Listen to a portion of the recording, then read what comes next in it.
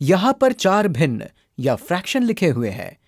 क्या आप देखकर पता कर सकते हैं कि इनमें से कौन सा भिन्न सबसे छोटा है, कौन सा भिन्न सबसे बड़ा है और इनमें से कौन से दो भिन्न बराबर हैं? आप इस प्रश्न को दो तरीके से कर सकते हैं। आप इन्हें संख्या रेखा पर आलेखित यानी कि प्लॉट कर सकते हैं या चित्र द्वारा देखकर बताने की कोशिश कर सकते हैं। इसलिए इस वीडियो को पॉज करके इसे स्वयं करने की कोशिश करें।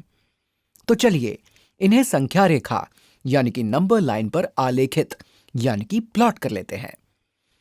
यह एक संख्या रेखा है, यह 0 है, यहां पर 1 है और 2 यहां पर है। तो पहले हम 1/2 को संख्या रेखा पर आलेखित कर लेते हैं। हम 0 और 1 के बीच की दूरी को 2 बराबर भागों में बांट लेते हैं और 1/2 का मतलब है कि यह इन दोनों बराबर हिस्सों में से पहला हिस्सा है।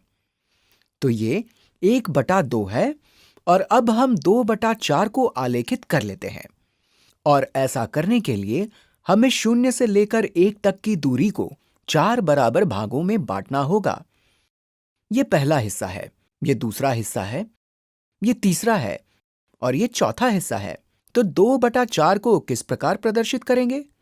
इस संख्या रेखा पर दूसरा हिस्सा यहां पर है, इसलिए 2/4 ठीक यहां पर है। तो संख्या रेखा के अनुसार 1/2 2/4 के बराबर है, इसलिए हम इसे यहां लिख लेते हैं। 1/2 2/4 के बराबर है।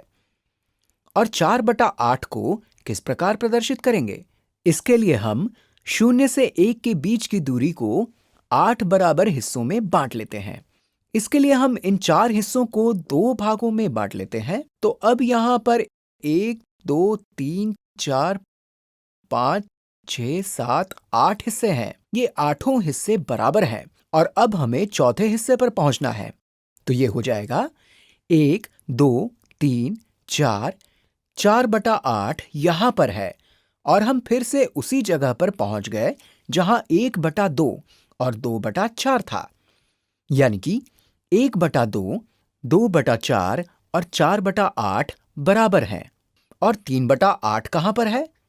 हमने पहले ही संख्या रेखा को 8 बराबर हिस्सों में बांटा हुआ है और अब हमें 3/8 को आलेखित करना है। 1 2 3, तो 3/8 यहां पर है। ये 1/2 से कम है, ये 2/4 से कम है और ये 4/8 से भी कम है, यानी ये एक छोटी संख्या है। अब हम इन भिन्नों को चित्र के रूप में प्रदर्शित कर लेते हैं। हमने इन्हें यहां पहले से बना रखा है। सभी आयत यानी कि रेक्टेंगल्स बिल्कुल एक आकार के हैं और इस आयत को हमने 2 बराबर हिस्सों में बांट दिया है और उसमें से एक हिस्से में रंग भर दिया है। ये 1/2 को प्रदर्शित करता है। इस आयत में हमने 4 बराबर हिस्सों में से 2 हिस्सों को रंग दिया है और आप देख सकते हैं कि ये 1/2 जैसा ही दिख रहा है। हमने सभी आयत का आकार समान रखा है, इसलिए अगर हम 1/2 या 2/4 हिस्सों में रंग भरेंगे तो वे बिल्कुल एक जैसे ही नजर आएंगे। अगर हम इस पहले वाले आयत के 2 बराबर हिस्सों को 2 और बराबर हिस्सों में बांट दें तो आप देख सकते हैं कि ये 2/4 को प्रदर्शित करता है। 4/8 को यहां इस तरह प्रदर्शित किया गया है। इसमें हमने इन 4 हिस्सों में रंग भरा है, लेकिन अगर आप उन्हें फिर से व्यवस्थित करें तो आप देखेंगे कि ये रंगा हुआ हिस्सा पिछले आयत के रंगे हुए हिस्से के ही बराबर है। और इसे दिखाने के लिए हम इन 4 हिस्सों को 2 हिस्सों में बांट लेते हैं। हम इस हिस्से और इस हिस्से को 2 भागों में बांट लेते हैं।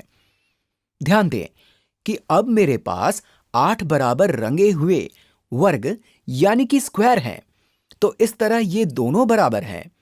इस तरह हम देख सकते हैं कि ये एक समान भिन्न यानी कि इक्वल फ्रैक्शन है, जो कि इसके बराबर है और यह इसके बराबर है। और इस आयत में 8 में से 3 हिस्से भरे हुए हैं, इसलिए ये 3/8 को प्रदर्शित करता है।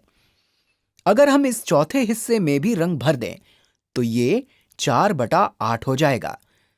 और इस तरह हम देख सकते हैं कि 3/8, 4/8 या 2/4 या 1/2 की तुलना में छोटा है और इसलिए ये छोटी संख्या है।